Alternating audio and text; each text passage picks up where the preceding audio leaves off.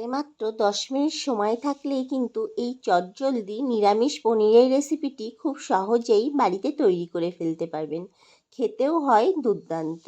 শুধু যে ভাতের সাথে ভালো লাগে তা না, নিরামিষের দিনে পোলাও, ফ্রাইড রাইস সব কিছুর সাথেই পরিবেশন করতে পারবেন।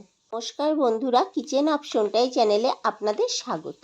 আমি এখানে 200 গ্রাম মতো পনির পিস পিস করে কেটে নিয়েছি। এর মধ্যে দিয়ে দিলাম পরিমাণ মতো লবণ এবং হলুদ। এখন পনিরগুলোর গায়ে বেশ ভালো করে মেখে নিয়েছি। এইদিকে কড়াইতে বেশ খানিকটা তেল বসিয়ে দিয়েছি। তেলটা ভালো মতো গরম হয়ে গেলে পনিরগুলোকে ভাজার জন্য দিয়ে দিলাম। এই রেসিপিতে পনিরগুলো কিন্তু একটু লালচে করেই ভাজবো। পনিরগুলো এইদিকে ভাজা হতে থাক, চলো একটা মশলা করে নিই। একটা মিক্সির ছোট জারের মধ্যে বেশ খানিকটা পোস্ত দিয়ে দিয়েছি। ওই ধরুন 5 চামচ মতো কিন্তু পোস্ত ব্যবহার করেছি। আর দিয়ে দিলাম 1 মুঠো কাজু বাদাম। এখন শুকনো অবস্থায় গুঁড়ো করে নিয়েছি। এই দিকে পনিরগুলো কিন্তু লাল করে ভেজে নিয়েছি। পনিরগুলোকে একটা অন্য পাত্রে তুলে নিলাম। আর গুঁড়ো পোস্তটার মধ্যে 4টে কাঁচা লঙ্কা দিয়ে পোস্তর মধ্যে জল দিয়ে একটু পেস্ট করে রেখে দিয়েছি। এখন তেলের মধ্যে 1 টুকরো বাটার দিয়ে দিয়েছি আর দিয়েছি গোটা গরম মশলা। এখন বাটার আর গরম মশলাটা বেশ ভালো করে নেড়ে নিলাম।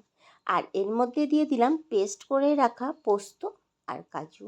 এখন পোস্ত আর কাজুটাকে বেশ তেলের সাথে ভালো করে মিশিয়ে নিচ্ছি। যখন দেখবেন এরকম শুকনো শুকনো অবস্থায় চলে এসছে, তখন এর মধ্যে দিয়ে দেবো ফেটিয়ে রাখা 2 চামচ মতো টক দই। এই সময় অবশ্যই গ্যাসের ফ্লেমটাকে লোতে রাখতে হবে, নয়তো টক দইটা কিন্তু কেটে যেতে পারে। টক দইয়ের সাথে বেশ ভালো করে মিশিয়ে নিচ্ছি। তখন দেখবেন সব কিছু থেকে বেশ ভালো মতো তেল ছেড়ে গেছে, তখন পোস্তর বাটিটা ধুয়ে সামান্য পরিমাণ জল দিয়ে দিলাম। এখন নেড়ে যেতে হবে। আর এর মধ্যে দিয়ে দেবো এই সময় 1 চামচ মতো চিলি ফ্লেক্স। আর এর আগেই আমি দিয়ে দিয়েছিলাম 1/2 চামচ মতো লবণ।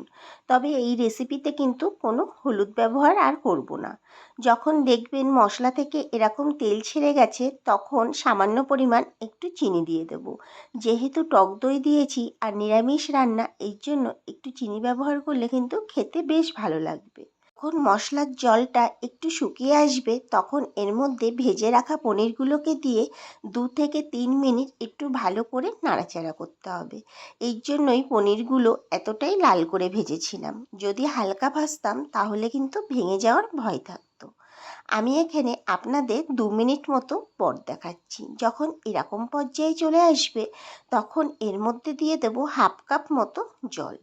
জলটা কিন্তু এখানে বেশি ব্যবহার করলে ভালো লাগবে না। এখন সব কিছু মিশিয়ে নিয়ে 5 মিনিট মতো ফুটিয়ে নেব। আমি আপনাদের এখানে 5 মিনিট পর দেখাচ্ছি।